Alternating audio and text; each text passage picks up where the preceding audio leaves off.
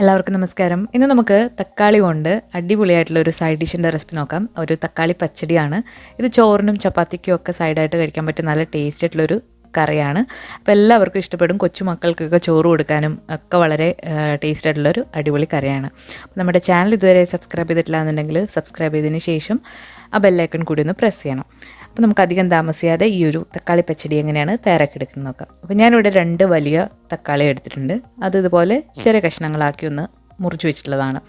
നമ്മളിത് ഒരു മൺചട്ടിയിലാണ് ഈ ഒരു പച്ചടി തയ്യാറാക്കി എടുക്കുന്നത്. അപ്പോൾ ആദ്യം തന്നെ ഈ തക്കാളി ഒരു മൺചട്ടിയിലേക്ക് ഇട്ട് കൊടുക്കുക. മൺചട്ടിയോ സ്റ്റീൽ പാത്രമോ നിങ്ങൾക്ക് ഈ ഒരു പച്ചടി തയ്യാറാക്കാൻ വേണ്ടിയിട്ട് എടുക്കാം. ഇതിലേക്ക് ആവശ്യത്തിനുള്ള ഉപ്പ് ചേർത്ത് കൊടുക്കാം.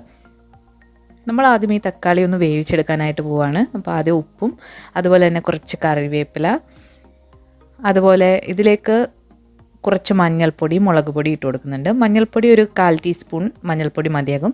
അതുപോലെ തന്നെ ഞാനിവിടെ കാശ്മീരി മുളക് പൊടിയാണ് എടുത്തിട്ടുള്ളത്. അതൊരു 1/4 ടീസ്പൂൺ മുതൽ 1/2 ടീസ്പൂൺ വരെ നിങ്ങൾക്ക് എരിവനുസരിച്ചിട്ട് ചേർത്ത് കൊടുക്കാം. അപ്പം മുളക് പൊടിയും കൂടി ഇട്ട് കൊടുത്തതിന് ശേഷം ഇതിലേക്ക് ഇനി ഒരു 2 ടേബിൾ സ്പൂൺ വെള്ളം ഒഴിച്ചു കൊടുക്കുക. വെള്ളം ഒരുപാട് കൂടിപ്പോകരുത്, കാരണം തക്കാളിയിൽ ഓൾറെഡി വെള്ളമുണ്ട്. അപ്പം ആ ഒരു വെള്ളം ഇതിലേക്ക് ഇറങ്ങും. കുറച്ച് വെള്ളം ഒന്ന് ഒഴിച്ചു കൊടുത്തിട്ട് ഇതൊന്ന് മിക്സ് ചെയ്ത് കൊടുക്കുക. അതിനുശേഷം നമുക്കിത് അടച്ച് വെച്ചിട്ടൊന്ന് വേവിച്ചെടുക്കാം.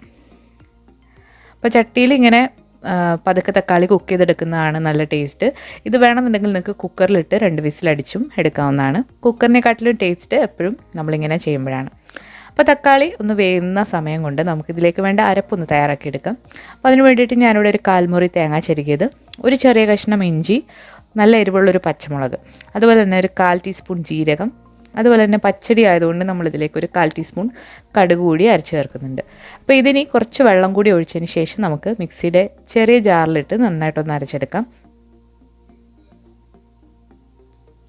അപ്പോൾ മിക്സിയുടെ ജാറിലേക്ക് നമ്മൾ കുറച്ച് വെള്ളം കൂടി ഒഴിച്ചിട്ട് നന്നായിട്ട് നല്ല പേസ്റ്റ് പോലെ ഇത് അരക്കണം. പച്ചടിക്ക് അരയ്ക്കുമ്പോൾ എപ്പോഴും നല്ല വടികയാണ് അരയ്ക്കേണ്ടത്. നമ്മളിതുപോലെ അരച്ചെടുത്തിട്ടുണ്ട്. അപ്പോൾ ഈ ഒരു സമയം കൊണ്ട് നമ്മുടെ തക്കാളി നന്നായിട്ട് കുക്കായി വന്നിട്ടുണ്ട്. അപ്പോൾ തക്കാളിയിൽ നിന്നുള്ള വെള്ളമൊക്കെ ഇങ്ങനെ ഇറങ്ങി വന്നിട്ടുണ്ട്. അപ്പോൾ നമ്മളിത് തീ കുറച്ചൊന്ന് കൂട്ടി വെച്ചതിന് ശേഷം ഇതിൻ്റെ വെള്ളം കുറച്ചൊന്ന് വറ്റിച്ചെടുക്കാം. അപ്പോൾ നമ്മൾ കുക്ക് ചെയ്യുന്ന സമയത്ത് വെള്ളം ഒഴിച്ചു കൊടുത്തില്ലെങ്കിലും കുഴപ്പമില്ല, ഈ ഒരു തക്കാളിയിൽ നിന്ന് വെള്ളം ഇറങ്ങും. ഇപ്പോൾ തക്കാളി നന്നായിട്ട് ഉടച്ചു കൊടുത്തിട്ടുണ്ട്. ഈ ഒരു സമയത്ത് നമുക്കിതിലേക്ക് അരപ്പ് ചേർത്ത് കൊടുക്കാം. ഇനി അരപ്പ് കൂടി ചേർത്ത് കൊടുത്തിട്ട് ഈ അരപ്പിൻ്റെ പച്ചമണം നന്നായിട്ടൊന്ന് മാറ്റിയെടുക്കണം. അരപ്പ് നന്നായിട്ട് തിളച്ച് വരണം, അപ്പോഴാണ് പച്ചമണം നന്നായിട്ട് മാറിക്കിട്ടുക. അപ്പോൾ തീ കുറച്ച് കൂട്ടി വെക്കുക. അതിനുശേഷം ഈ അരപ്പൊന്ന് മിക്സ് ചെയ്ത് എടുക്കാം. ഇത് മുകളിലേക്ക് തെറിക്കുന്നുണ്ടെങ്കിൽ ഇതൊന്ന് അടച്ച് വെച്ചിട്ട് നിങ്ങൾക്ക് കുക്ക് ചെയ്യാവുന്നതാണ്. അപ്പോൾ ഉപ്പ് നോക്കിയിട്ട് ആവശ്യത്തിനുള്ള ഉപ്പ് ഈ ഒരു സമയത്ത് ചേർത്ത് കൊടുക്കാവുന്നതാണ്.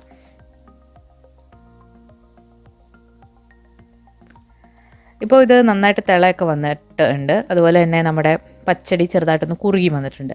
ഈ ഒരു സമയത്ത് നമുക്കിതിലേക്ക് ഞാനിവിടെ ഒരു 1/2 കപ്പ് തൈരാണ് ചേർത്ത് കൊടുക്കുന്നത്. തൈരിൻ്റെ പുളി നോക്കിയിട്ട് നിങ്ങൾക്ക് ചേർത്ത് കൊടുക്കാം.